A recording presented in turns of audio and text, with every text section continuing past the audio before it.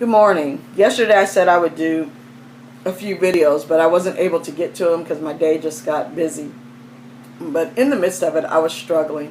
I was really struggling in my faith, and my family started an exchange of texts, not recognizing and not knowing what I was going through. And I truly believe God was speaking to me through this. He knew exactly where I was, and He used my family to minister to me at the exact time in which I needed it. And it started with my son. He just sent a text out, and it says, and I really knew it was for me because he mentioned the baobab tree. The baobab is, you just look it up. It's an amazing tree that grows in Africa. But anyway, Brian writes, "It's not the work that saves us. It's admitting that minus that hand of God, our work, even good work, is in vain. We have told ourselves we can go anywhere, accomplish anything. We have determined destinations in our mind and said, there is where I will go. That is who I will become. Our task is not to become full with imaginings, but to become filled with nothing so that God can create the imaginings before our eyes. We are asked to tend the field, not to conquer the earth. We merely grind the topsoil in our fingers, loosening only the skin of the heaving earth so that God might erect the baobab before our eyes. Only He may produce the increase. Our labors ought be small, our efforts few, but effective. Then do not worry about where you may go from here. Do not concern yourself with the path you are on or the deeper meaning behind your habits and thoughts. Do not be ambitious, and dear God, please never be anxious. Because in the wake of releasing all intention of blazing a trail to anywhere, God is allowed to then escort you everywhere. Hakuna Matata." And it started with that, and that really spoke to me because it was, I have a destination. I believe I know what God's will is for my life.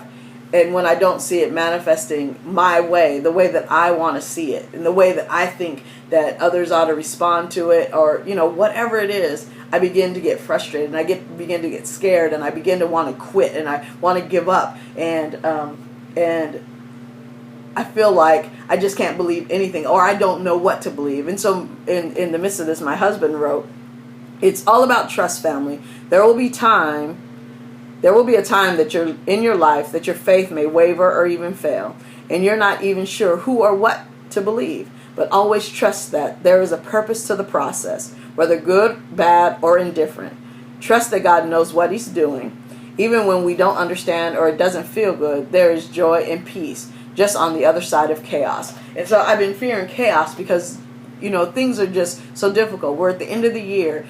We financially, we need people to give to Urban Connection if to continue this work. The work is good, but we just don't know what God's plan is ultimately for it. All we know is that He's going to use people.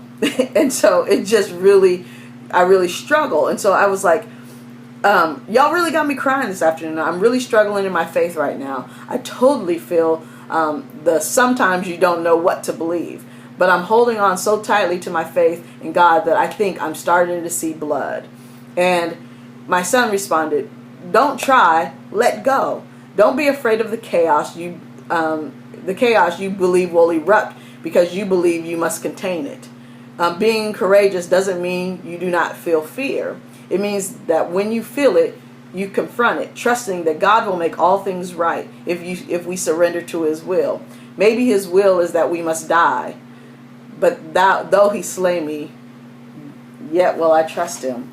I have to trust God in this season. There's a little bit more of that exchange, but I just wanted to encourage you, and in the process encourage myself, because faith cometh by hearing, and hearing by the word of God. And as we sharpen each other and we speak these things, it really encourages me.